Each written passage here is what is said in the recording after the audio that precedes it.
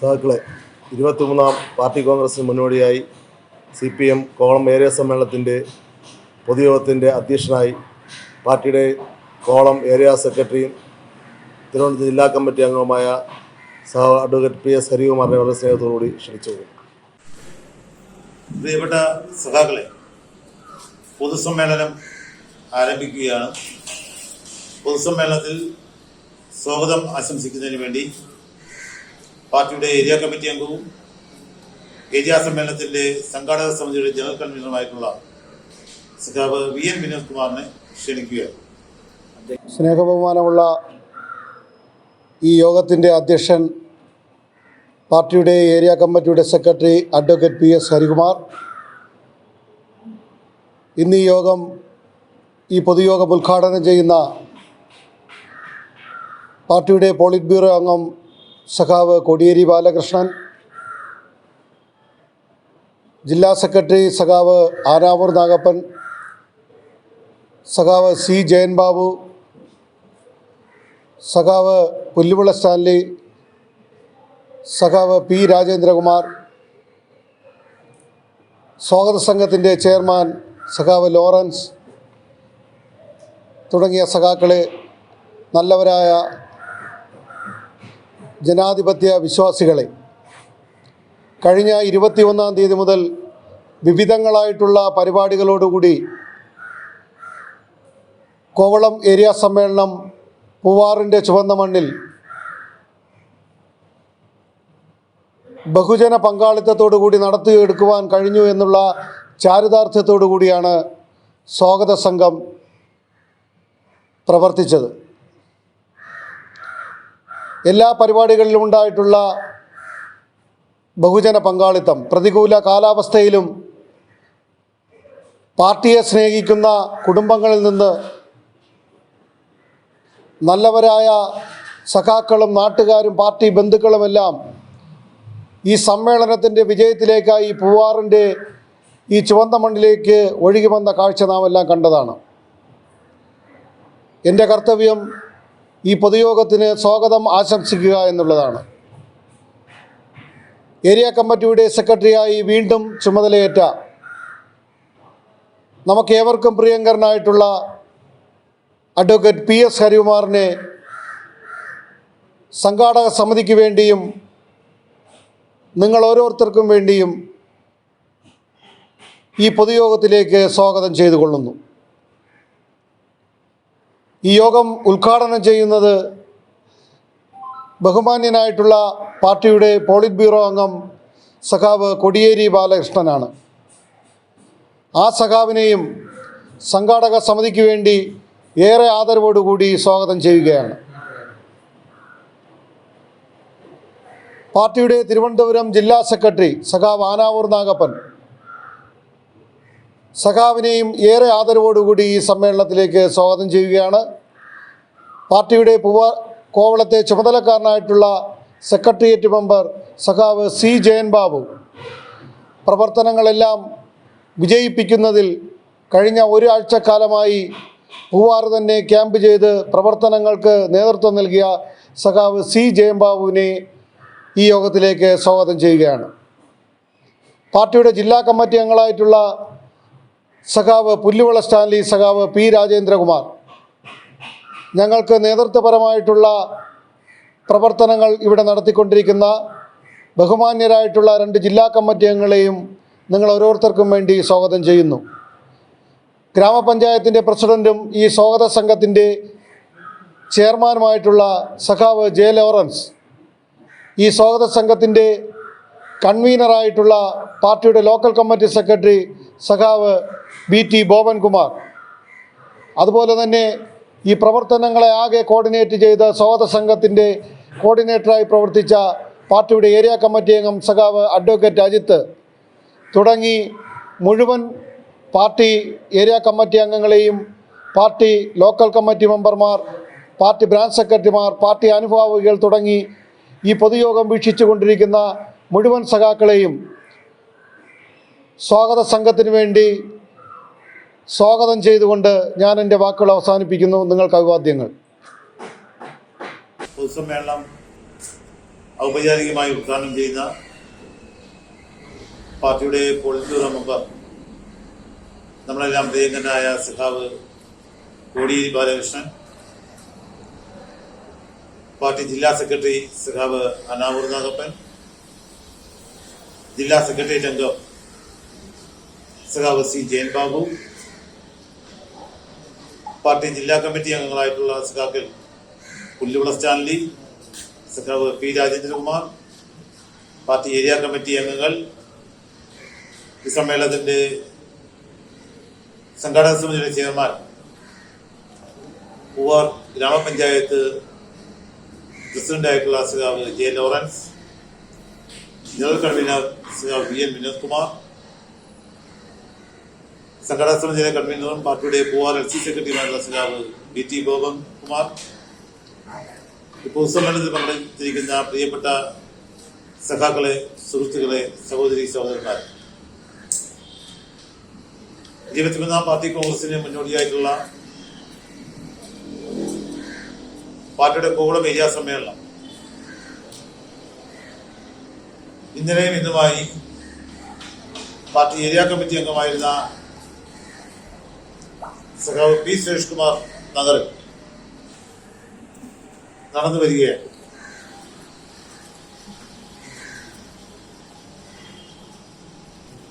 കോവളം ഏരിയയില് 146 ബ്രാഞ്ചുകളുടെയും സമ്മേളനം പൂർത്തിയാക്കിക്കൊണ്ട് 10 ലോക്കൽ കമ്മിറ്റികളുടെ സമ്മേളനം വൈവിധ്യമാർന്നിട്ടുള്ള പരിപാടികൾ സംഘടിപ്പിച്ചുകൊണ്ട് സമ്മേളനം പൂർത്തിയാക്കിയാണ് ഏരിയ സമ്മേളനത്തിലേക്ക് എത്തിയത്. ഏരിയ സമ്മേളനം നവംബർ മാസം 21 തുടങ്ങി ഡിസംബർ 2 വരെ നീണ്ടു നിൽക്കുന്ന ദിനങ്ങളിലായി നാടിനെ ബാധിക്കുന്ന, സമൂഹത്തെ ബാധിക്കുന്ന വിഷയങ്ങളെ ആസ്പദമാക്കിയുള്ള സെമിനാറുകൾ, കലാകായിക മത്സരങ്ങൾ, അങ്ങനെ വ്യത്യസ്തമായിട്ടുള്ള വൈവിധ്യമായിട്ടുള്ള പരിപാടികളെല്ലാം സംഘടിപ്പിച്ചുകൊണ്ട് അതിവിപുലമായിട്ടുള്ള ഒരു സമ്മേളനമാക്കി കോവളം ഏരിയ സമ്മേളനത്തെ മാറ്റുവാൻ വേണ്ടി കഴിഞ്ഞു എന്നാണ് ഞങ്ങൾ പ്രതീക്ഷിക്കുന്നത്. കോവളം ഏരിയ എന്ന് പറയുന്നത് പാവപ്പെട്ട ജനവിഭാഗങ്ങൾ കൂടുതൽ അധിവസിക്കുന്ന ഒരു മേഖലയാണ്. കർഷക തൊഴിലാളികൾ, മത്സ്യത്തൊഴിലാളികൾ, ടൂറിസം മേഖലയിൽ പണിയെടുക്കുന്ന ആയിരക്കണക്കിന് വരുന്ന തൊഴിലാളികൾ, നെയ്ത്ത് മേഖലയിൽ പണിയെടുക്കുന്ന തൊഴിലാളികൾ, കയർ തൊഴിലാളികൾ, അങ്ങനെ എല്ലാ മേഖലകളിലും പണിയെടുക്കുന്ന തൊഴിലാളികൾ ഉള്ള ഒരു ഏരിയ കമ്മിറ്റിയാണ്, ഒരു പ്രദേശമാണ് കോവളം ഏരിയ എന്ന് പറയുന്നത്. അതുകൊണ്ട് തന്നെ ഈ പ്രസ്ഥാനത്തെ ഈ ഏരിയയിൽ ഏറ്റവും ശക്തിമത്തായ ഒരു പ്രസ്ഥാനമാക്കി മാറ്റിയെടുക്കുവാൻ തൊഴിൽ മേഖലയിൽ പണിയെടുക്കുന്ന ഈ നാട്ടിലെ സഖാക്കൾ ശക്തമായ സംഘടനാ പ്രവർത്തന രംഗത്ത് സജീവമായി ഉണ്ട്. പാർട്ടി വളരെ ആത്മാഭിമാനത്തോടു കൂടിയാണ് ഈ ഏരിയ സമ്മേളനത്തെ അഭിമുഖീകരിക്കുന്നത്. പൂവാർ ലോക്കൽ കമ്മിറ്റിയിൽ പാർട്ടിയുടെ ഏരിയ സമ്മേളനം നമ്മൾ തീരുമാനിക്കുമ്പോൾ നിശ്ചയമായും നമുക്ക് ഈ സമ്മേളനം ഒരു വൻ വിജയത്തിലേക്ക് എത്തിക്കാൻ വേണ്ടി കഴിയുമെന്നുള്ള പ്രതീക്ഷ തന്നെയാണ് ഉണ്ടായിരുന്നത്. ആ പ്രതീക്ഷയ്ക്കപ്പുറമായി സമ്മേളനത്തെ വിജയിപ്പിക്കുവാൻ ഈ ലോക്കലിലെ പാർട്ടി സഖാക്കൾ, ബഹുജനങ്ങളാകെ തന്നെ സമ്മേളനം ഏറ്റെടുക്കുകയും വലിയ ഉത്സവാന്തരീക്ഷത്തോടു കൂടി ആ സമ്മേളനത്തെ വിജയിപ്പിക്കുവാനും കഴിഞ്ഞു എന്നുള്ളതാണ് ഈ സമ്മേളനത്തിലുണ്ടായ ഒരു ഏറ്റവും പ്രധാനപ്പെട്ട പ്രത്യേകത. പൂവാറിലെ +2 വിദ്യാർത്ഥിയായിട്ടുള്ള ശോഭ എന്ന് പറയുന്ന കുട്ടിക്ക് ഒരു വീട് വെച്ച് കൊടുക്കണമെന്നുള്ള അലിയാർ ചാരിറ്റബിൾ സൊസൈറ്റിയുടെ തീരുമാനം സമ്മേളനത്തിന് മുമ്പ് തന്നെ അത് പൂർത്തിയാക്കി താക്കോൽ കൈമാറണം, അതിനു വേണ്ടിയിട്ടുള്ള തീവ്രമായിട്ടുള്ള ഒരു പരിശ്രമം നമ്മൾ നടത്തുകയും അതിൻ്റെ നിർമ്മാണ പ്രവർത്തനം ത്വരിതഗതിയിൽ നടക്കുകയും ചെയ്തു. നിർഭാഗ്യവശാൽ ഇടയ്ക്കുണ്ടായ മഴയിൽ ആ പണി ഞങ്ങൾക്ക് പൂർത്തിയാക്കാൻ വേണ്ടി കഴിഞ്ഞില്ല. കോൺക്രീറ്റ് എല്ലാം കഴിഞ്ഞ് തൊട്ടടുത്ത് തന്നെ അതിൻ്റെ പണി പൂർത്തിയാക്കുന്നതിന് വേണ്ടി നിൽക്കുന്ന ഘട്ടത്തിലാണ് തുടർച്ചയായി മഴ പെയ്തതും നമുക്ക് ആ പണി നിർത്തിവെക്കേണ്ടി വന്നു. ശോഭയുടെ അമ്മ വർണ്ണകുമാരി മാനസികമായി ചെറിയ ബുദ്ധിമുട്ടുകളുള്ള ഒരു സഹോദരിയാണ്. ആ കുടുംബത്തിന് ഒരു നല്ല വീട് വെച്ച് കൊടുക്കുക എന്ന ഞങ്ങളുടെ തീരുമാനം ഈ സമ്മേളനത്തിൽ നടപ്പിലാക്കുക എന്നായിരുന്നു ഞങ്ങളുടെ ലക്ഷ്യം. എന്തായാലും പാർട്ടിയുടെ ജില്ലാ സമ്മേളനത്തിന് തൊട്ട് മുമ്പ് തന്നെ ആ വീട് പണി പൂർത്തിയാക്കി താക്കോൽ ഞങ്ങൾ കൈമാറുന്നതാണ്. സമ്മേളനത്തെ ഒരു ചരിത്ര സംഭവമാക്കി മാറ്റുവാൻ പൂവാറിലെ ലോക്കൽ കമ്മിറ്റിക്ക് കഴിഞ്ഞിട്ടുണ്ട്. മാർത്താണ്ഡവർമ്മയുടെ പാദസ്പർശമേറ്റ ചരിത്രമുറങ്ങുന്ന ഒരു നാടാണ് പോക്ക് മൂസാപുരം എന്നറിയപ്പെടുന്ന പൂവാർ. ആ പൂവാർ കമ്മ്യൂണിസ്റ്റ് പ്രസ്ഥാനത്തിൻ്റെ ഒരു ഈറ്റില്ലം തന്നെയായിരുന്നു. മുൻകാലങ്ങളിൽ കമ്മ്യൂണിസ്റ്റ് പ്രസ്ഥാനത്തിൻ്റെ നേതാക്കന്മാരെല്ലാം പൂവാർ എന്ന് പറയുന്ന ഈ പ്രദേശത്ത് വന്നുപോയിട്ടുണ്ട്. ആ പൂവാറിൻ്റെ ചരിത്രം ആവർത്തിച്ചുകൊണ്ട് തന്നെ സമ്മേളനത്തെ ഒരു വൻപിച്ച വിജയമാക്കി തീർക്കുവാൻ തയ്യാറായിട്ടുള്ള ഇവിടുത്തെ സംഘാടക സമിതിയെയും ഇവിടുത്തെ പാർട്ടി ലോക്കൽ കമ്മിറ്റിയും അതിൻ്റെ നേതൃത്വം കൊടുത്ത മുഴുവൻ സഖാക്കളെയും ബഹുജന സംഘടന പ്രവർത്തകരെയും എല്ലാവരെയും ഈ സമ്മേളനം ഏറ്റെടുത്ത ഈ നാട്ടിലെ നല്ലവരായ ജനങ്ങളെല്ലാവരെയും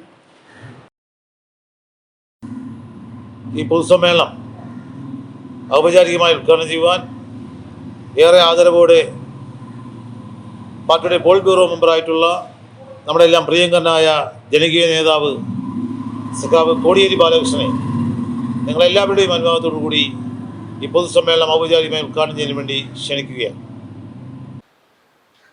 സഖാക്കളെ, സഹോദരി സഹോദരന്മാരെ, CPIM-ൻ്റെ 23ാമത് പാർട്ടി കോൺഗ്രസ് ഏപ്രിൽ മാസം കണ്ണൂരിൽ വെച്ച് നടക്കുന്നതിൻ്റെ ഭാഗമായി ഏരിയ സമ്മേളനങ്ങൾ നടന്നു വരികയാണ്.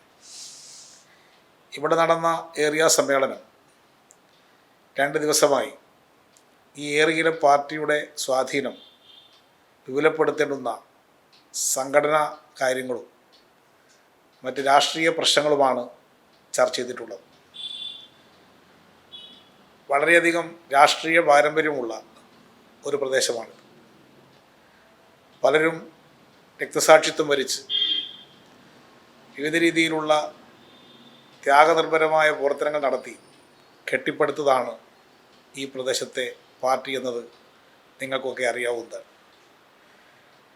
പാർട്ടിയുടെ ചരിത്രം ഓരോ ഏരിയയിലും ആ ഏരിയയുടെ പ്രത്യേകതകൾക്കനുസരിച്ച് നമുക്ക് കണ്ടെത്താൻ സാധിക്കും. അത്തരത്തിൽ ഈ ഏരിയയിലെ പാർട്ടിയുടെ ചരിത്രവും പഠിച്ച് ഇന്നത്തെ തലമുറ പുതിയ പോരാട്ടങ്ങൾക്ക് വേണ്ടി തയ്യാറെടുക്കണം. അതാണ് ഇത്തവണത്തെ സമ്മേളനത്തിൽ നാം സ്വീകരിക്കേണ്ടുന്ന സമീപനം. CPIM മറ്റ് പാർട്ടികളിൽ നിന്നെല്ലാം വ്യത്യസ്തമായി പ്രവർത്തിക്കുന്നൊരു പാർട്ടിയാണ്. 3 വർഷത്തിലൊരിക്കൽ ബ്രാഞ്ച് മുതൽ അഖിലേന്ത്യാ തലം വരെയുള്ള സമ്മേളനങ്ങൾ കൃത്യമായി നടത്തുന്ന ഒരു രാഷ്ട്രീയ പ്രസ്ഥാനമാണ് CPIM. ഇത്തരം പാർട്ടി സമ്മേളനങ്ങൾ മറ്റു പലരും വിലയിരുത്തുന്നത് പോലെ ബ്രാഞ്ച് സെക്രട്ടറിയെ തിരഞ്ഞെടുക്കുക, ലോക്കൽ സെക്രട്ടറിയെ തിരഞ്ഞെടുക്കുക, ഏരിയ സെക്രട്ടറിയെ തിരഞ്ഞെടുക്കുക, അങ്ങനെ ഓരോ ഘടകത്തിൻ്റെയും സെക്രട്ടറിമാരെ തിരഞ്ഞെടുക്കലും കമ്മിറ്റി രൂപീകരണവും ആണ് പാർട്ടി സമ്മേളനത്തെക്കുറിച്ച് പലരും വിലയിരുത്തുന്നത്. എന്നാൽ CPIM-ൻ്റെ സമ്മേളനത്തിൻ്റെ ഭാഗമായുള്ളൊരു അജണ്ട മാത്രമാണ് ഇത്തരത്തിൽ പുതിയ കമ്മിറ്റിയെയും സെക്രട്ടറിയെയും തിരഞ്ഞെടുക്കുക എന്നുള്ളത്. അത് 3 വർഷത്തിലൊരിക്കൽ കൃത്യമായി നിർവഹിക്കുന്ന ഒരു പാർട്ടിയാണ് CPIM. എന്നാൽ ഇതോടൊപ്പം സാർവദേശീയ പ്രശ്നങ്ങൾ, ദേശീയ പ്രശ്നങ്ങൾ, കേരളത്തിൻ്റെ രാഷ്ട്രീയ സ്ഥിതിഗതികൾ, ഈ ഏറിയ രാഷ്ട്രീയ സംഭവ വികാസങ്ങൾ ഇതെല്ലാം പരിശോധിക്കുന്നൊരു സമ്മേളനമാണ് ഇവിടെ നടന്നിട്ടുള്ളത്. അത്തരത്തിൽ പ്രവർത്തിക്കുന്ന ഏതെങ്കിലും ഒരു പാർട്ടി ഇന്ന് നമ്മുടെ രാജ്യത്തുണ്ടോ? കോൺഗ്രസ് പാർട്ടിക്ക് സമ്മേളനമേ ഇല്ല. മാത്രമല്ല, കോൺഗ്രസ് പാർട്ടിയുടെ ഭാരവാഹികൾ ആരാണെന്ന് തീരുമാനിക്കുന്നത് കോൺഗ്രസ്സുകാരല്ല. അവർക്ക് യാതൊരു പങ്കുമില്ല. കോൺഗ്രസ് പ്രസിഡന്റ് സോണിയാഗാന്ധി തന്നെ നോമിനേറ്റഡ് പ്രസിഡന്റാണ്.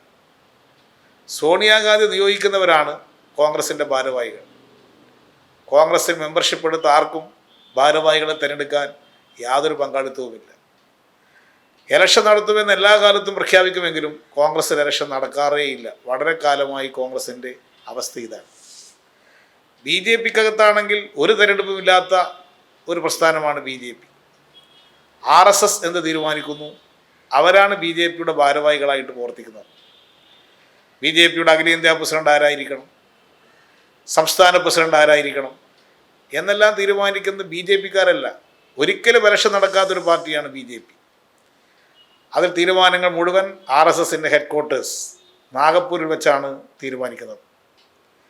മുസ്ലിം ലീഗിനകത്ത് ഒരു തിരഞ്ഞെടുപ്പുമില്ല. പാണക്കാട്ട് തങ്ങൾ തീരുമാനിക്കുന്നതാണ് മുസ്ലിം ലീഗിൻ്റെ തീരുമാനം. ഇതാണ് ഓരോ രാഷ്ട്രീയ പാർട്ടികളുടെയും അവസ്ഥയെങ്കിൽ അതിൽ നിന്ന് വ്യത്യസ്തമായി വിപുലമായ ഉൾപാർട്ടി ജനാധിപത്യം അംഗീകരിച്ചുകൊണ്ട് പ്രവർത്തിക്കുന്നൊരു പാർട്ടിയാണ് CPIM. ഓരോ പാർട്ടി മെമ്പർമാർക്കും അവരുടെ അഭിപ്രായം സ്വന്തം ഘടകത്തിൽ തുറന്നു പറയാനുള്ള സ്വാതന്ത്ര്യം CPIM അനുവദിച്ചിട്ടുണ്ട്. അടുത്ത പാർട്ടി കോൺഗ്രസിൽ ആവിഷ്കരിക്കുന്ന രാഷ്ട്രീയ നിലപാട് എന്തായിരിക്കണമെന്നതിനെക്കുറിച്ച് അഭിപ്രായം പറയാൻ എല്ലാ പാർട്ടി മെമ്പർമാർക്കും പാർട്ടി അവകാശം നൽകുന്നുണ്ട്. അതിനുവേണ്ടി ജനുവരി മാസത്തിൽ പാർട്ടി കേന്ദ്ര കമ്മിറ്റി പാർട്ടി കോൺഗ്രസിൽ അവതരിപ്പിക്കുന്ന കരട് രാഷ്ട്രീയ പ്രമേയത്തിന് രൂപം കൊടുക്കും. അത് ഇന്ത്യയിലെ എല്ലാ ഭാഷകളിലും പ്രസിദ്ധീകരിക്കും. അതിനുശേഷം എല്ലാ പാർട്ടി ഘടകങ്ങളും അതിൻ്റെ നിർദ്ദേശങ്ങളും വിമർശനങ്ങളും എല്ലാം സമർപ്പിക്കാനുള്ള അവകാശം പാർട്ടി മെമ്പർമാർക്ക് നൽകിയിട്ടുണ്ട്. ഇങ്ങനെ പാർട്ടിയുടെ നയം തീരുമാനിക്കുന്നതിൽ പാർട്ടി മെമ്പർമാർക്ക് അവസരം നൽകിക്കൊണ്ട് പ്രവർത്തിക്കുന്ന ഏതെങ്കിലും ഒരു പാർട്ടി ഇന്ത്യ രാജ്യത്തുണ്ടോ? അതാണ് CPIMൻ്റെ ഏറ്റവും വലിയ പ്രത്യേകത. അതുകൊണ്ടാണ് CPIMൻ്റെ പാർട്ടി കോൺഗ്രസ് ഒരു തീരുമാനമെടുത്താൽ ആ തീരുമാനം നടപ്പിലാക്കുന്നതിന് വേണ്ടി ജീവത്യാഗം ചെയ്യാൻ തയ്യാറായി പാർട്ടി സഖാക്കൾ രംഗത്തിറങ്ങുന്നത്. ഈ തീരുമാനം എൻ്റെ കൂടി തീരുമാനമാണ്, ഞാൻ കൂടി അഭിപ്രായപ്പെട്ട തീരുമാനമാണ് പാർട്ടി അംഗീകരിച്ചിട്ടുള്ളത് എന്ന ബോധ്യം അവർക്കുണ്ടാകുമ്പോഴാണ് പാർട്ടിക്ക് വേണ്ടി ജീവൻ പോലും ബലിയർപ്പിക്കാൻ തയ്യാറായി സഖാക്കൾ മുന്നോട്ട് വരുന്നത്. അതുകൊണ്ട് ഏതെങ്കിലും ഒരു നേതാവിൻ്റെ തീരുമാനമല്ല CPIMൻ്റെ തീരുമാനം, ഏതെങ്കിലും ഒരു കുറച്ചാളുകൾ എടുക്കുന്ന തീരുമാനമല്ല CPIMൻ്റെ തീരുമാനം. ലക്ഷക്കണക്കിന് പാർട്ടി മെമ്പർമാർ അവരുടെ അഭിപ്രായങ്ങൾ കേട്ട് എടുക്കുന്ന പാർട്ടി കോൺഗ്രസിൻ്റെ തീരുമാനം, അതാണ് CPIMൻ്റെ ഏറ്റവും വലിയ ജനാധിപത്യ പ്രക്രിയ. ഇത്തരത്തിൽ എതിരഭിപ്രായങ്ങൾ പറയാനും വിമർശനങ്ങൾ ഉന്നയിക്കാനും അവസരം നൽകിക്കൊണ്ട് പ്രവർത്തിക്കുന്ന പാർട്ടി ആയതുകൊണ്ടാണ് CPIM മറ്റു പാർട്ടികളിൽ നിന്ന് വ്യത്യസ്തമായി പ്രവർത്തിക്കുകയും വളരുകയും പുതിയ ജനങ്ങളെ ആകർഷിക്കാൻ പാർട്ടിക്ക് സാധിക്കുകയും ചെയ്യുന്നു.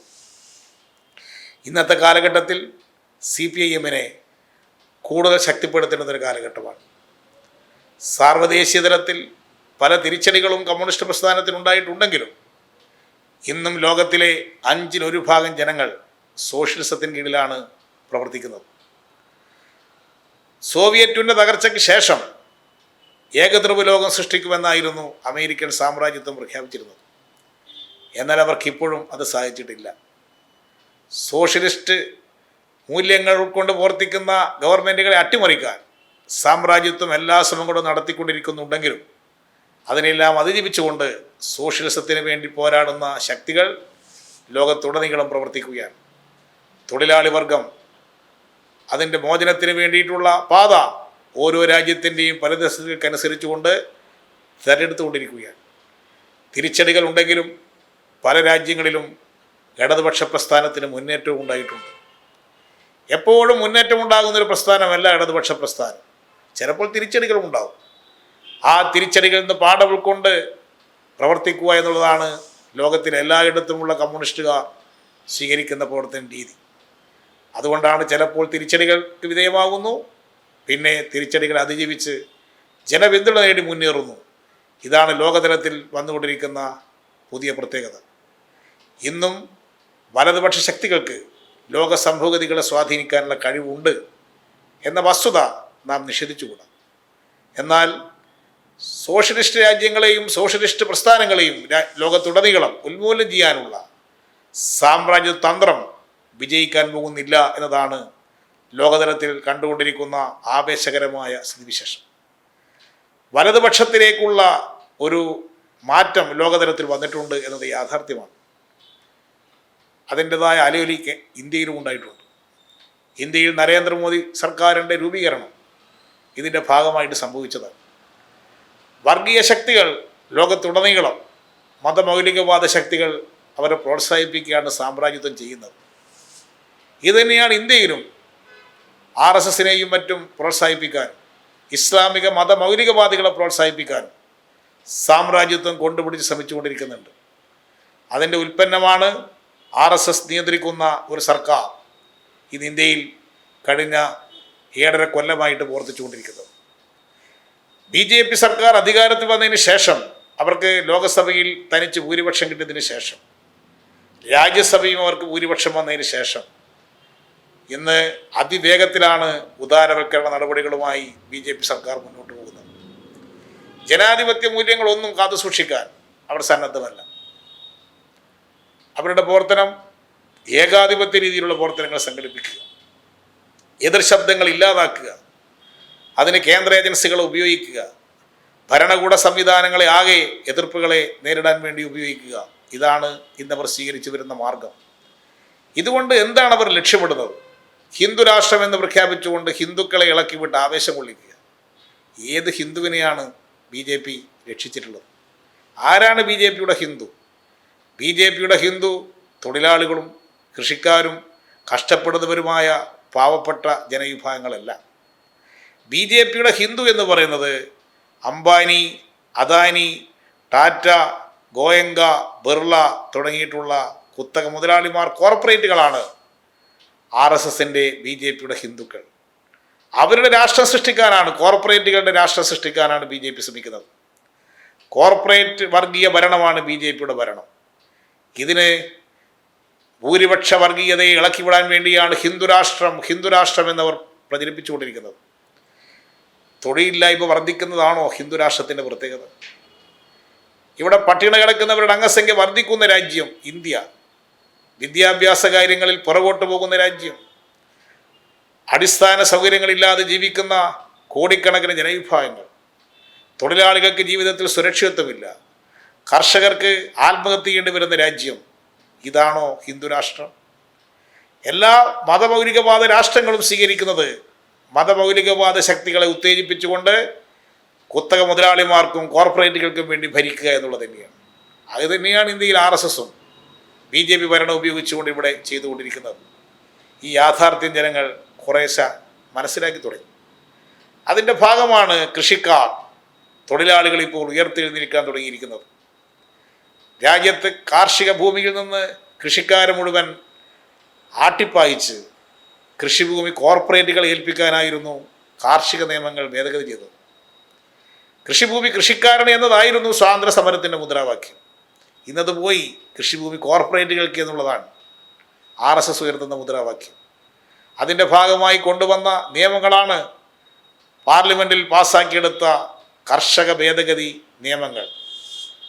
അത് കൃഷിക്കാർക്ക് മനസ്സിലായപ്പോൾ ഇന്ത്യയിലെ കർഷക ജനത ഉയർത്തെഴുന്നേറ്റു.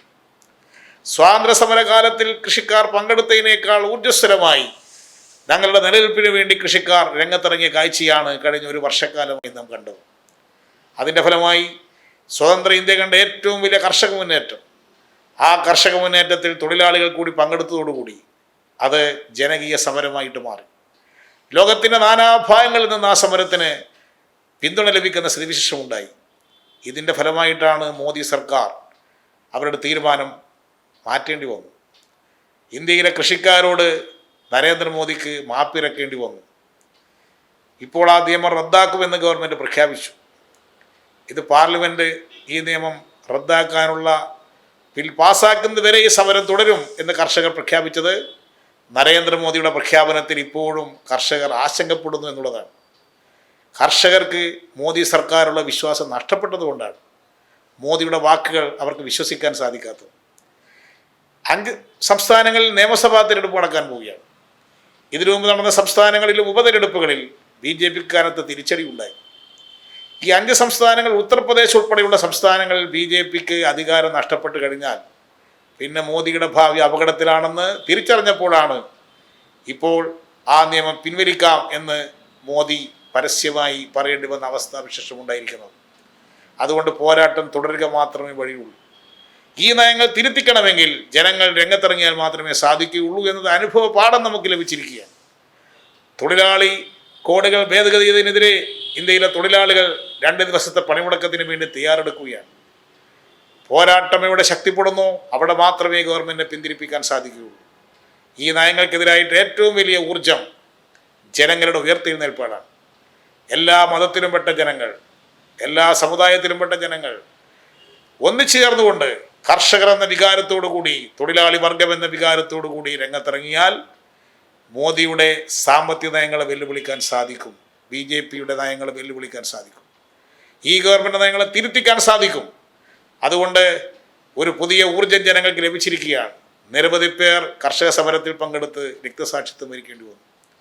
പലർക്കും ത്യാഗം സഹിക്കേണ്ടി വന്നു. അതൊന്നും വൃഥാവിലായില്ല.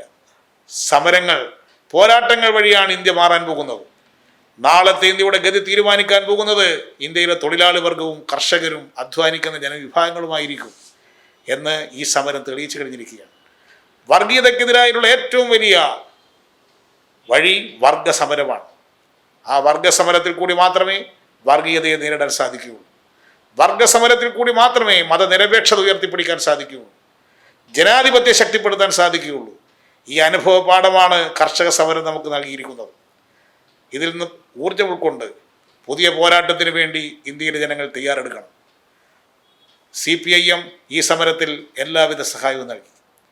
അഖിലേന്ത്യാ കിസാൻ സഭ ഇതിൻ്റെ ഭാഗമായി പ്രധാനപ്പെട്ട ഒരു ശക്തിയായിട്ട് പ്രവർത്തിച്ചു. കിസാൻ സഭയുടെ സ്വാധീനം മുഴുവൻ ഇതിനു വേണ്ടി തിരിച്ചുവിട്ടു. കിസാൻ സഭയുടെ നേതാക്കന്മാർ ഈ സമരത്തിൽ രാപ്പകൽ കർഷകർക്കൊപ്പം നിന്ന് പ്രവർത്തിച്ചു. ട്രേഡ് യൂണിയൻ നേതാക്കന്മാർ ഒന്നിച്ചു ചേർന്നു. ഇതിൻ്റെ എല്ലാം ഫലമായിട്ടാണ് ഈ സമരം നമുക്ക് ഒരു വിജയത്തിലേക്ക് എത്തിക്കാൻ സാധിച്ചത്. ഇന്ത്യയിലെമ്പാടുമുള്ള ജനങ്ങൾക്ക് അഭിമാനം നൽകുന്ന വിജയമാണ് ഇതിൻ്റെ ഫലമായി നേടാൻ സാധിച്ചിട്ടുള്ളത്. അതുകൊണ്ട് പോരാട്ടം നിൽക്കുകയല്ല, മുന്നോട്ട് പോവുക തന്നെ വേണം എന്നതാണ് ഇതിൽ നിന്ന് നാം ആർജിച്ചിട്ടുള്ള പാഠമെന്ന് മനസ്സിലാക്കി കൂടുതൽ ഊർജ്ജസ്വലമായി രാഷ്ട്രത്തെ നയിക്കണം. അതിനുവേണ്ടി CPIM വ്യക്തമായ പരിപാടികൾക്ക് രൂപം കൊടുക്കുക തന്നെ ചെയ്യും. ഈ മോദി സർക്കാർ 3ാമത്തെ പ്രാവശ്യവും വരുമെന്നാണ് യോഗി ആദിത്യനാഥ് പ്രഖ്യാപിച്ചിട്ടുള്ളത്. 3ാമത്തെ പ്രാവശ്യം വന്നാൽ പിന്നെ എന്തായിരിക്കും അവസ്ഥ എന്ന് പലരും ഇപ്പോൾ ചോദിക്കാൻ തുടങ്ങിയിരിക്കുകയാണ്. പിന്നെ ഇവരെ മാറ്റാൻ സാധിക്കുമോ? 3ാമത്തെ ഇതിലേക്ക് എത്തുന്നതിന് മുമ്പ് മോദി സർക്കാരിനെ താഴത്തിറക്കാൻ സാധിക്കണം. അതിനുള്ള യോജിപ്പ് മതനിരപേക്ഷ ശക്തികൾ തമ്മിൽ രാജ്യവ്യാപകമായി ഉണ്ടാവുക തന്നെ ചെയ്യും. ഒരു കാലത്ത് ജനങ്ങൾ വിശ്വസിച്ചത് കോൺഗ്രസ് ആയിരിക്കും എല്ലാ കാലത്തും ഇന്ത്യ ഭരിക്കുക എന്നുള്ളതാണ്. കോൺഗ്രസിൻ്റെ അധികാരം ഒരിക്കലും മാറില്ലെന്നായിരുന്നു പ്രചരിപ്പിച്ചിരുന്നത്. എന്നാൽ 1977 ഇന്ത്യയിലെ ജനങ്ങൾ ഉയർത്തെഴുന്നേറ്റ് അടിയന്തരാവസ്ഥാ ഭരണത്തെ അറബിക്കടലിലേക്ക് വലിച്ചെറിഞ്ഞ് കോൺഗ്രസിനെ ദയനീയമായി പരാജയപ്പെടുത്തി. പ്രധാനമന്ത്രി ഇന്ദിരാഗാന്ധി തോറ്റു, സഞ്ജയ് ഗാന്ധി തോറ്റു. എല്ലാ പ്രമുഖന്മാരും തോറ്റ തെരഞ്ഞെടുപ്പായിരുന്നു കോൺഗ്രസിൻ്റെ ചരിത്രത്തിൽ 1977. അതിനുശേഷം കോൺഗ്രസ്സിന് ആ സ്വാധീനത്തിലേക്ക് തിരിച്ചു വരാൻ ഇന്ത്യൻ രാഷ്ട്രീയത്തിൽ സാധിച്ചിട്ടില്ല. പലപ്പോഴും അവർ അധികാരത്തിൽ വരാൻ അവർക്ക് സാധിച്ചെങ്കിലും പഴയ കോൺഗ്രസ് ഇന്ന് രാജ്യം നിലനിൽക്കുന്നില്ല. ഇതേ നിലയിൽ രാജ്യത്തിലെ ജനങ്ങൾ ഈ അനുഭവത്തിൻ്റെ അടിസ്ഥാനത്തിൽ ഒന്നിച്ചു നിന്നാൽ മോദി സർക്കാരിനെയും താഴത്തിറക്കാൻ സാധിക്കും, BJPയെയും താഴത്തിറക്കാൻ സാധിക്കും. അതിന് ജനങ്ങൾക്ക് നൽകിയിട്ടുള്ളൊരു പുതിയ ഊർജ്ജമാണ് ഈ സമരം എന്ന കാര്യത്തിൽ യാതൊരു സംശയവുമില്ല. ജനങ്ങൾ മാറ്റത്തിന് വേണ്ടിയാണ് ആഗ്രഹിക്കുന്നത്. വിലക്കയറ്റം കൊണ്ട് ജനജീവിതം ദുസ്സഹമായി. പെട്രോൾ, ഡീസൽ, പാചകവാതക വില ദിവസേന വർദ്ധിക്കുന്ന ഒരു രാജ്യം ലോകത്ത് എവിടെയെങ്കിലും ഉണ്ടോ? ഈ BJP ഭരിക്കുന്ന ഇന്ത്യയിലല്ലാതെ എവിടെയാണ് ഇങ്ങനൊരു ദുരവസ്ഥ ജനങ്ങൾ നേരിട്ടുകൊണ്ടിരിക്കുന്നത്? ദിവസേന പട്ടിണി മരണങ്ങൾ റിപ്പോർട്ട് ചെയ്യപ്പെടുന്ന രാജ്യം ഇന്ത്യയിലല്ലേ? കഴിഞ്ഞ ദിവസം സുപ്രീം കോടതി പറഞ്ഞില്ലേ, ഇത് നാണക്കേടാണ്. ഇനി സാമൂഹ്യ അടുക്കളകൾ ഉണ്ടാക്കുന്നതിനെക്കുറിച്ച് ഗവൺമെൻറ്റുകൾ ആലോചിക്കണം. നമ്മുടെ സർക്കാർ, ഇടതുപക്ഷ സർക്കാർ, നേരത്തെ കോവിഡ് കാലത്ത് തന്നെ സാമൂഹ്യ അടുക്കളകൾക്ക് രൂപം കൊടുത്തു.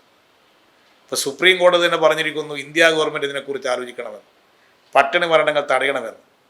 കേരളത്തിൽ ഇപ്പോൾ പട്ടിണി മരണങ്ങൾ റിപ്പോർട്ട് ചെയ്യപ്പെടുന്നില്ല. ഇത് മനസ്സിലായിക്കൊണ്ടാണ് സുപ്രീം കോടതി പറഞ്ഞത് സാമൂഹ്യ അടുക്കളയെക്കുറിച്ച് കേന്ദ്ര സർക്കാർ ആലോചിക്കണം എന്ന് നിർദ്ദേശിച്ചില്ലേ. അപ്പോൾ രാജ്യത്ത് പട്ടിണി മരണങ്ങൾ വർദ്ധിച്ചു വരുന്ന രാജ്യം ഇന്ത്യ. ഇവിടെ പുതിയ വിദ്യാഭ്യാസ നയം കൊണ്ടുവന്ന് പാവപ്പെട്ടവർക്ക് ഗുണമേന്മയുള്ള വിദ്യാഭ്യാസം നിഷേധിക്കുന്നു. സ്ത്രീകൾക്ക് എതിരായിട്ടുള്ള അക്രമങ്ങൾ വർദ്ധിച്ചു വരുന്നു. കുട്ടികൾക്കെതിരായുള്ള അതിക്രമങ്ങൾ ദിവസേന നടക്കുന്നു. മനുഷ്യാവകാശ പ്രവർത്തകന്മാരെ ജയിലിലിട്ട് പീഡിപ്പിക്കുന്നു. എതിരഭിപ്രായം പറയുന്നവർക്കെല്ലാം എതിരായിട്ട് തടവറ സൃഷ്ടിക്കുന്നു. ഇതാണ് മോദി ഭരണം രാജ്യത്ത് സൃഷ്ടിച്ചിരിക്കുന്ന സ്ഥിതിവിശേഷം. ഇതിൽ മാറ്റം വേണം എന്നാഗ്രഹിക്കുന്ന ജനങ്ങൾ യോജിക്കുക തന്നെ ചെയ്യും. ആ യോജിപ്പ് ഇന്നല്ലെങ്കിൽ നാളെ ഇവിടെ വളർന്നു വരും എന്ന കാര്യത്തിൽ യാതൊരുവിധ സംശയവുമില്ല. അങ്ങനെ ചിന്തിക്കുന്ന ഇന്ത്യയിലെ ജനങ്ങൾ എന്താണ് ബദൽ എന്ന് അന്വേഷിക്കുന്നു. ആ ബദലാണ് കേരളത്തിലെ ഇടതുപക്ഷ സർക്കാർ ഇപ്പോൾ നടപ്പായിക്കൊണ്ടിരിക്കുന്ന ഓരോ നയങ്ങളും. ഇക്കഴിഞ്ഞ നിയമസഭാ തെരഞ്ഞെടുപ്പിൽ ഇടതുപക്ഷ സർക്കാർ കേരളത്തിൽ രണ്ടാമത് അധികാരത്തിൽ വന്നു. പലരും പ്രതീക്ഷിക്കാത്ത ഒരു വിജയമായിരുന്നു അത്. ജനങ്ങളൊരു തീരുമാനമെടുത്തിരുന്നു, പിണറായി വിജയൻ സർക്കാരിന് ഒരു അവസരം കൂടി കൊടുക്കണം, LDF ഒരു അവസരം കൂടി കൊടുക്കണമെന്ന് ജനങ്ങൾ ചിന്തിച്ചു. അതില്ലാതാക്കാൻ UDFും BJPയും കൊണ്ടുപിടിച്ച പണികൾ നടത്തി. UDF പറഞ്ഞു വീണ്ടും LDF വന്നാൽ സർവനാശമായിരിക്കും, അതുകൊണ്ട് ഇത് അവസാനത്തെ കളിയാണെന്ന് പറഞ്ഞ് എല്ലാവരോടും രംഗത്തിറങ്ങാൻ പറഞ്ഞു. കോർപ്പറേറ്റിൽ ഒരു വിഭാഗം അവരെ സഹായിച്ചു. BJP അവരുടെ നിയമസഭയിലുള്ള ഒരു അംഗസംഖ്യ 35 എത്തിക്കാൻ വേണ്ടി ആഹ്വാനം ചെയ്തു. ഇന്ത്യയിൽ പ്രധാനമന്ത്രിയും മന്ത്രിമാരും പരിവാരങ്ങളുമെല്ലാം കേരളത്തിൽ കേന്ദ്രീകരിച്ചു. കോടിക്കണക്കിന് രൂപ കേരളത്തിൽ കോർപ്പറേറ്റ് ഫണ്ട് ചെലവഴിച്ചു. പക്ഷെ BJPക്ക് നിയമസഭയിൽ ഉണ്ടായിരുന്ന ഒരു സീറ്റും പോയി. 35 പ്രതീക്ഷിച്ചവർ നിരാശരായി.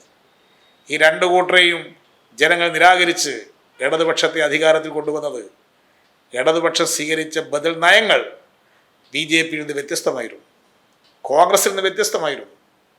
അവർ ഭരിച്ചതുപോലെ ഭരിക്കുകയല്ല ഇടതുപക്ഷം 5 കൊല്ലം കേരളത്തിൽ ചെയ്തത്. കോവിഡ് കാലത്ത് ജനങ്ങൾക്ക് അത് അനുഭവപ്പെട്ടു. എല്ലാ രംഗത്തും മാറ്റങ്ങളുണ്ടായി. പരിസ്ഥിതി സംരക്ഷിച്ചുകൊണ്ടുള്ള വികസനം LDF ഗവൺമെൻറ് ഇവിടെ തുടക്കം കുറിച്ചു.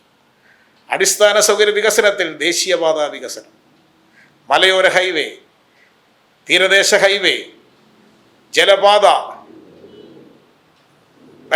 ഗ്യാസ് പൈപ്പ് ലൈൻ പദ്ധതി ഇതെല്ലാം തന്നെ സർക്കാർ ഏറ്റെടുത്ത് നടപ്പാക്കാൻ സാധിക്കില്ലെന്ന് പറഞ്ഞ കാര്യം നടപ്പാക്കാൻ ഇടതുപക്ഷത്തിന് കഴിയും എന്ന് തെളിയിച്ചു. ഇതിൻ്റെ ഫലമായി ഇടതുപക്ഷത്തിൽ ജനങ്ങളിൽ വിശ്വസ്തയുണ്ടായി. ആ വിശ്വസ്തയുടെ ഫലമാണ് രണ്ടാം ഇടതുപക്ഷ സർക്കാർ എന്നത് നാം തിരിച്ചറിയണം. നമ്മുടെ ഉത്തരവാദിത്തങ്ങൾ വർദ്ധിച്ചിരിക്കുകയാണ്. ജനങ്ങൾ വലിയ പ്രതീക്ഷയിലാണ്. ആ പ്രതീക്ഷ നടപ്പാക്കുക തന്നെ വേണം. വീടില്ലാത്തവർക്ക് വീട് കൊടുക്കുക എന്ന ലൈഫ് പദ്ധതി വീണ്ടും ഇവിടെ മുന്നോട്ട് കൊണ്ടുപോകാൻ സർക്കാർ തീരുമാനിച്ചു കഴിഞ്ഞു. അതിദരിദ്രരായിട്ടുള്ള 5 ലക്ഷത്തോളം ആളുകൾ ഈ കേരളത്തിലുണ്ടെന്നാണ് കണക്കാക്കപ്പെടുന്നത്. അവരെ കണ്ടെത്തി അവരെ ദാരിദ്ര്യമില്ലാത്ത കുടുംബങ്ങളാക്കി മാറ്റണം. അത്തരക്കാർക്ക് ജോലി, വീട്, വൈദ്യസഹായം, വിദ്യാഭ്യാസ സഹായം, കുടിവെള്ളം, ഇലക്ട്രിസിറ്റി ഇതൊക്കെ ഉറപ്പുവരുത്തുന്ന വിധത്തിൽ ആവശ്യമായ സംവിധാനം ഉണ്ടാകും.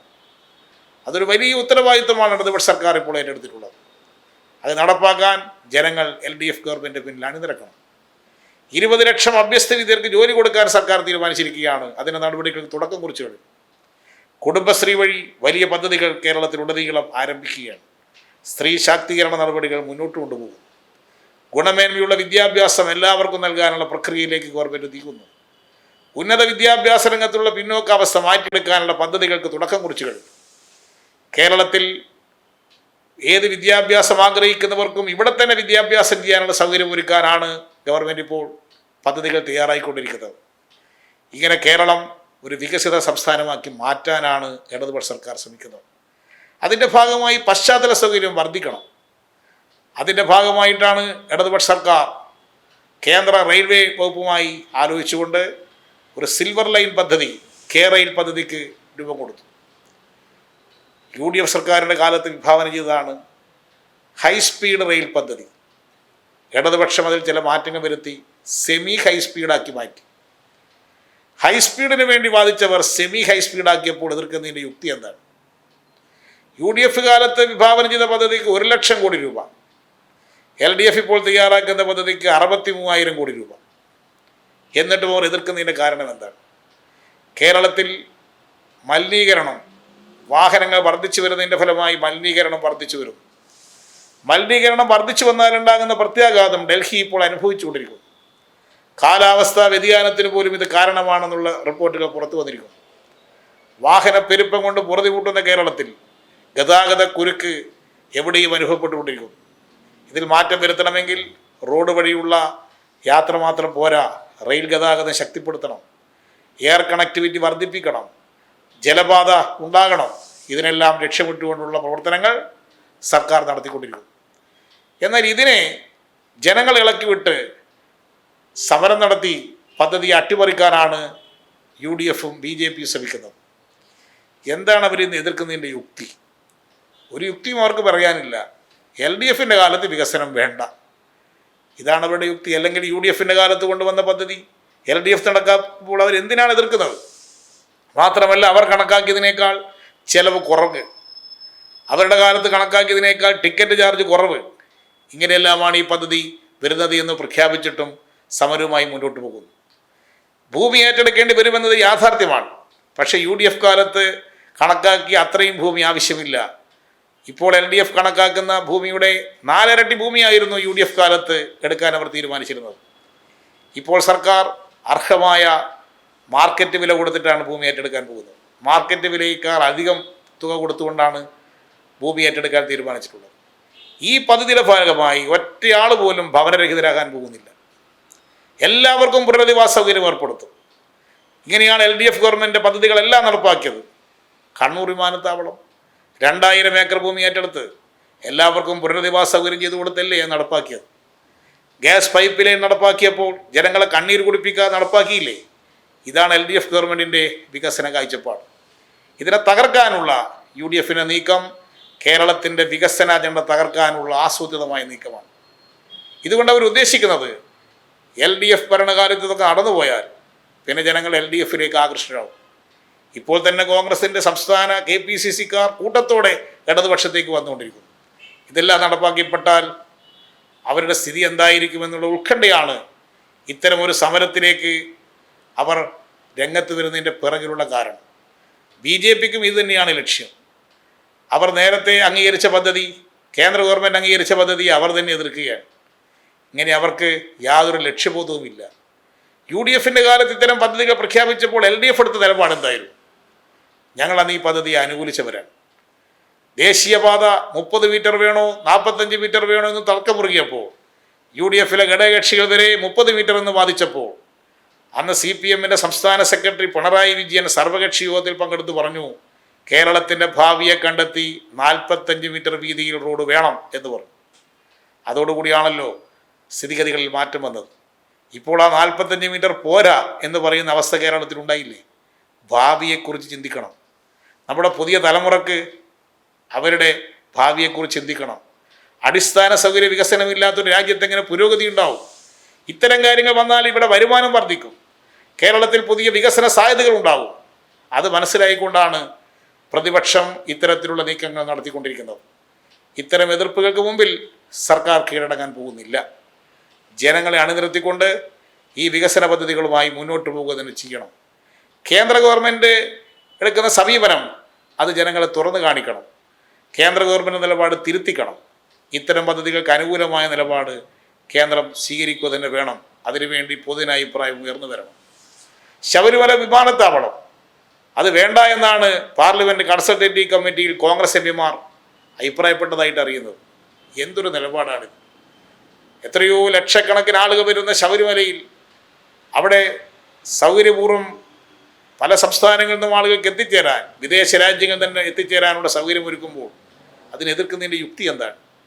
ഒറ്റ കാര്യമേ ഉള്ളൂ, LDFാണ് കേരളം ഭരിക്കുന്നത്, അതുകൊണ്ട് ഇതൊന്നും വേണ്ട. പക്ഷേ ഇതൊന്നും ഇവിടെ വിലപ്പോകുമെന്ന് അവർ ധരിക്കരുത്. ജനങ്ങളെ ഈ കാര്യം ബോധ്യപ്പെടുത്തിക്കൊണ്ട്, ജനങ്ങളെ അണിനിരത്തിക്കൊണ്ട് ഈ വികസന പദ്ധതികളുമായി മുന്നോട്ട് പോകണം. കേന്ദ്ര ഗവൺമെൻറ് അനുമതിക്ക് വേണ്ടിയിട്ടുള്ള ബഹുജന ഇടപെടലുണ്ടാകണം. കേന്ദ്രം എല്ലാ തരത്തിലും കേരളത്തെ അവഗണിക്കുകയാണ്. തിരുവനന്തപുരത്ത് പ്രവർത്തിക്കുന്ന റെയിൽവേ റിക്രൂട്ട്മെൻറ്റ് ബോർഡ് നിർത്തലാക്കാൻ തീരുമാനിച്ചിരിക്കുകയാണ്. പാലക്കാട് നേരത്തെ അനുവദിച്ച കോച്ച് ഫാക്ടറി ഇപ്പോഴും തുടങ്ങിയിട്ടില്ല. റെയിൽവേ മെഡിക്കൽ കോളേജ് പ്രഖ്യാപിച്ചു, ഇപ്പോഴും തുടങ്ങിയിട്ടില്ല. ഓൾ ഇന്ത്യ മെഡിക്കൽ ഇൻസ്റ്റിറ്റ്യൂട്ട് പ്രഖ്യാപിച്ചു, ഇതുവരെ തുടങ്ങിയിട്ടില്ല. ഇതെല്ലാം കേന്ദ്ര ഗവൺമെൻറ് കേരളത്തോട് സ്വീകരിക്കുന്ന ഒരു വൈര്യനിര്യാതന സമീപനത്തിൻ്റെ ഭാഗമല്ലേ? GST കുടിശ്ശിക കേരളത്തിൽ വർദ്ധിച്ചു വരികയാണ്. അത് നീട്ടിക്കൊണ്ടു പോകുന്നത് സാമ്പത്തികമായി കേരളത്തെ ഞെരുക്കാനല്ലേ? NRG പദ്ധതി കൂടെ കുടിശ്ശിക 200 കോടി രൂപ കുടിശ്ശികയായി കഴിഞ്ഞിരിക്കുകയാണ്. ഇത് കൃത്യമായി കിട്ടിയാലാണ് ആ തൊഴിലാളികൾക്ക് കൂലി കൊടുക്കാൻ സാധിക്കുകയുള്ളൂ. ഇതെല്ലാം മുടക്കി ഒരു വികസന സ്തംഭനം ഉണ്ടാക്കാനുള്ള ആസൂത്രിതമായ നീക്കം ഇവിടെ നടക്കുന്നുണ്ട്. ഇത് തിരിച്ചറിഞ്ഞുകൊണ്ട് പ്രവർത്തിക്കുകയാണ് സർക്കാർ ചെയ്യുന്നത്. ഇത്തരം പദ്ധതികൾക്ക് വേണ്ടി സർക്കാർ എങ്ങനെ പണം കണ്ടെത്തും എന്നുള്ളത് ചിന്തിച്ചപ്പോൾ അവർക്ക് മനസ്സിലായി കിഫ്ബി വഴിയാണ് ധാരാളം പ്രവർത്തനങ്ങൾ ഇവിടെ നടത്തിയിട്ടുള്ളത് എന്ന്. അതിനെ തകർക്കാനാണ് കിഫ്ബിക്കെതിരെ CAG ഇപ്പോൾ ഇറക്കി വിട്ടിട്ടുള്ളത്. എന്നാൽ ഇതേ CAG കേന്ദ്ര ഗവൺമെൻറ് ഏതെല്ലാം പദ്ധതികൾക്ക് വേണ്ടി കടമെടുത്തിട്ടുണ്ട്? ബഡ്ജറ്റിന് പുറത്ത് കടമെടുക്കാൻ പാടില്ലെന്നാണ് ഇപ്പോൾ CAG കേരള ഗവൺമെൻറ്റിനോട് പറയുന്നത്. ദേശീയപാത വികസനത്തിന് national highway authority of India 3.5 lakh crore രൂപ കടമെടുത്തില്ലേ? ബഡ്ജറ്റിന് പുറത്തുള്ളതില്ലേ ആ കടമെടുപ്പ്? അതിന് എന്തുകൊണ്ട് CAG എതിർത്തില്ല? ഇത് കേരളത്തിൽ ഇടതുപക്ഷ ഗവൺമെൻറ് ആയതുകൊണ്ട് ഇത്തരം വികസന പദ്ധതികളെ തടസ്സപ്പെടുത്താൻ അവരും ഇതിന് കൂട്ടുനിൽക്കുകയാണ് ചെയ്യുന്നത്.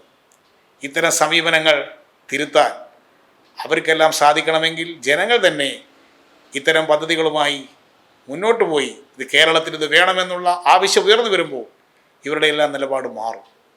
ജനങ്ങളെ അണിനിരത്തിക്കൊണ്ട് മാത്രമേ നമുക്ക് ഈ നിലപാട് മാറ്റിക്കാൻ സാധിക്കുകയുള്ളൂ.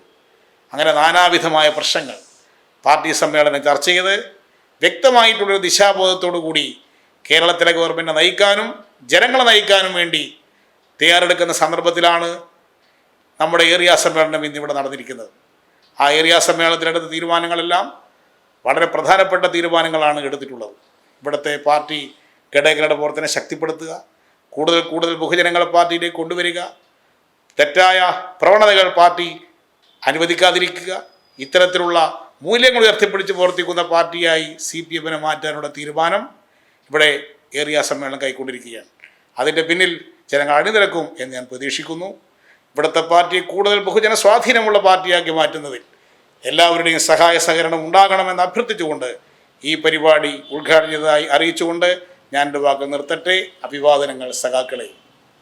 പൊതുസമ്മേളനം അഭിവാദ്യം ചെയ്ത് സംസാരിക്കുവാൻ പാർട്ടിയുടെ ജില്ലാ കമ്മിറ്റി അംഗം സഖാവ് P. രാജേന്ദ്രകുമാറിനെ ക്ഷണിക്കുകയാണ്. സ്നേഹമുള്ള യോഗത്തിൻ്റെ അധ്യക്ഷൻ പാർട്ടിയുടെ കോവള ഏരിയ കമ്മിറ്റിയുടെ സെക്രട്ടറി സഖാവ് അഡ്വക്കേറ്റ് PS. ഹരികുമാർ, ഇന്ന് ഇവിടെ ഈ പൊതുസമ്മേളനം ഉദ്ഘാടനം ചെയ്ത ബഹുമാനായ പാർട്ടിയുടെ പോളിറ്റ് ബ്യൂറോ അംഗം സഖാവ് കോടിയേരി ബാലകൃഷ്ണൻ, വേദിയിൽ സന്നിഹിതനായിട്ടുള്ള സ്വാഗത സംഘത്തിൻ്റെ ജനറൽ കൺവീനർ സഖാവ് VN വിനോദ്, മറ്റ് നേതാക്കന്മാരെ, സഹോദരന്മാരെ, സഖാക്കളെ, പാർട്ടിയുടെ 23-ാം പാർട്ടി കോൺഗ്രസ് കണ്ണൂർ വെച്ച് ചേരുകയാണ്. കണ്ണൂർ വെച്ച് ചേരുന്ന പാർട്ടി കോൺഗ്രസിൻ്റെ മുന്നോടിയായിട്ട് പാർട്ടിയുടെ വിവിധ നിലവാരങ്ങളിലുള്ള സമ്മേളനങ്ങൾ നടന്നു വരികയാണ്. അതിൻ്റെ ഭാഗമായിട്ടാണ് കോവള ഏരിയയിലെ മുഴുവൻ ബ്രാഞ്ച് സമ്മേളനങ്ങളും പൂർത്തിയാക്കി, 10 ലോക്കൽ സമ്മേളനങ്ങളും പൂർത്തിയാക്കി, നവംബർ 30, ഡിസംബർ 1 തീയതികളിൽ പാർട്ടിയുടെ പ്രതിനിധി സമ്മേളനം പൂവാർ വെച്ച് നടന്നത്. പാർട്ടി ഏരിയ കമ്മിറ്റി അംഗമായിരുന്ന സഖാവ് P. സുരേഷ് കുമാർ, അകാലത്തിൽ മരണപ്പെട്ട സഖാവ് സുരേഷ് കുമാറിൻ്റെ പേരിലുള്ള നഗറിലാണ് കഴിഞ്ഞ 2 ദിവസമായി പാർട്ടിയുടെ ഏരിയ സമ്മേളനത്തിൻ്റെ പ്രതിനിധി സമ്മേളനം ചേർന്നത്. ഏരിയ സമ്മേളനവുമായി ബന്ധപ്പെട്ട അനുബന്ധ പരിപാടികളെല്ലാം 21-ാം തീയതി മുതൽ ആരംഭിച്ചിരുന്നു. സെമിനാറുകളും സാംസ്കാരിക പരിപാടികളുമെല്ലാം 21-ാം തീയതി മുതൽ ആരംഭിച്ചിരുന്നു. ഇന്ന് പൊതുസമ്മേളനത്തോടുകൂടി ഏരിയ സമ്മേളനവുമായി ബന്ധപ്പെട്ട എല്ലാ പരിപാടികളും അവസാനിക്കുകയാണ്.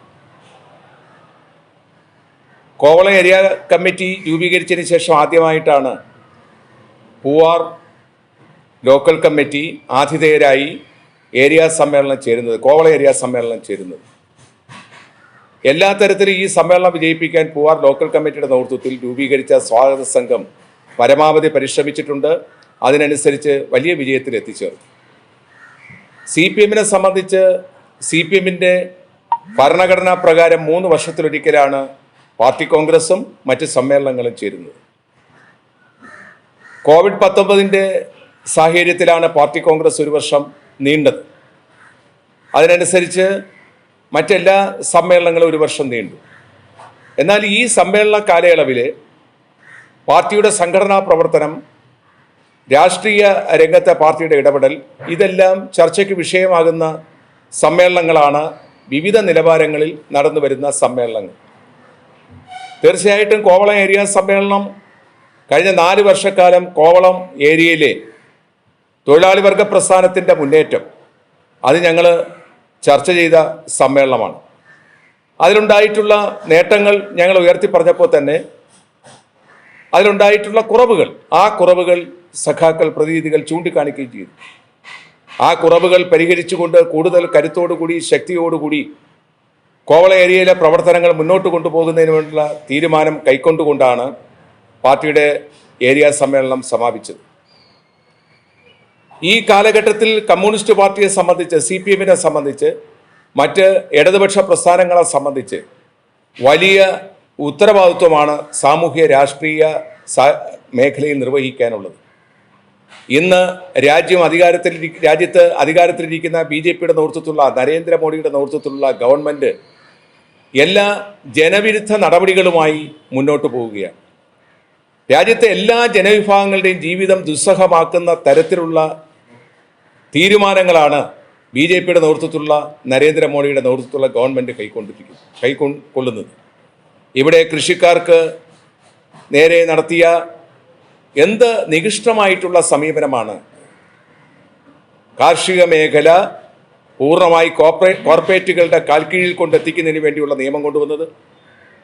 ആ നിയമത്തിനെതിരായിട്ട് ശക്തിയായ പ്രക്ഷോഭമാണ് കൃഷിക്കാരുടെ നേതൃത്വത്തിൽ നമ്മുടെ രാജ്യത്ത് നടന്നത്. ആ കൃഷിക്കാരെ ഭീകരവാദികളായും രാജ്യദ്രോഹികളായും എല്ലാം ചിത്രീകരിച്ചുകൊണ്ടാണല്ലോ BJP എല്ലാ പ്രചാരവേലയും സംഘടിപ്പിച്ചു കൊണ്ടിരുന്നത്. ആ സമരത്തിന് നേരെ വാഹനം ഇടിച്ചു കയറ്റി സമര സഖാക്കളെ കൊലപ്പെടുത്തുന്നതിനുള്ള, സമരത്തിൽ പങ്കെടുത്തിരിക്കുന്ന കർഷകരെ കൊലപ്പെടുത്തുന്നതിന് വേണ്ടിയുള്ള നീക്കങ്ങൾ പോലും ഇന്ത്യ രാജ്യം ഭരിക്കുന്ന ഭരണകക്ഷിയുടെ ഭാഗത്തുനിന്നുണ്ടായി, BJP-യുടെ ഭാഗത്തുനിന്ന് ഉണ്ടായി. എത്രയോ ആളുകൾ, 600-ലേറെ വരുന്ന ആളുകൾ ഈ സമരത്തിൻ്റെ ഭാഗമായി രക്തസാക്ഷിത്വം വരിച്ചു. പക്ഷേ ആ സമരത്തിൻ്റെ മുമ്പിൽ മുട്ടുമടക്കേണ്ടി വന്നു BJP-യുടെ നേതൃത്വത്തിലുള്ള നരേന്ദ്രമോദിയുടെ ഗവൺമെൻറ്. ആ നിയമം പിൻവലിക്കേണ്ടി വന്നു. അത് കൃഷിക്കാരുടെ ഒന്നിച്ചുള്ള, ഒറ്റക്കെട്ടായിട്ടുള്ള ശക്തിയായ പ്രക്ഷോഭത്തിൻ്റെ ഭാഗമാണ്. തൊഴിലാളികളുടെ നേരെ നടത്തിക്കൊണ്ടിരിക്കുന്ന നടപടികൾ, തൊഴിലാളികൾ ഇന്നിപ്പോൾ നമ്മുടെ രാജ്യത്തെ സംബന്ധിച്ചിടത്തോളം ധാരാളം തൊഴിൽ നഷ്ടമുണ്ടാകുന്നുണ്ട്. പുതിയ നിയമനം നടക്കുന്നില്ല. ജോലി ചെയ്തുകൊണ്ടിരിക്കുന്ന ആളുകളെ അവരുടെ ജോലി നഷ്ടപ്പെടുന്നു. ഇതാണ് നമ്മുടെ രാജ്യത്തെ സാഹചര്യം. ആ സന്ദർഭത്തിൽ തൊഴിലാളികളുടെ അവകാശങ്ങളെല്ലാം ഹനിക്കുന്ന തരത്തിൽ ലേബർ കോഡുകൾ കൊണ്ടുവന്നുകൊണ്ടാണ് തൊഴിലാളികൾക്ക് നേരെയുള്ള ആക്രമണം ആരംഭിച്ചിരിക്കുന്നത്. അന്താരാഷ്ട്ര മാർക്കറ്റിൽ ക്രൂഡ് ഓയിലിൻ്റെ വില താണുകൊണ്ടിരിക്കുമ്പോഴാണ് ലോകത്ത് ഏറ്റവും കൂടുതൽ ഡീസലിനും പെട്രോളിനും മറ്റ് പെട്രോളിയം ഉൽപ്പന്നങ്ങൾക്കും വില വാങ്ങുന്ന രാജ്യമായി ഇന്ത്യ രാജ്യം മാറിയിട്ടുള്ളത്.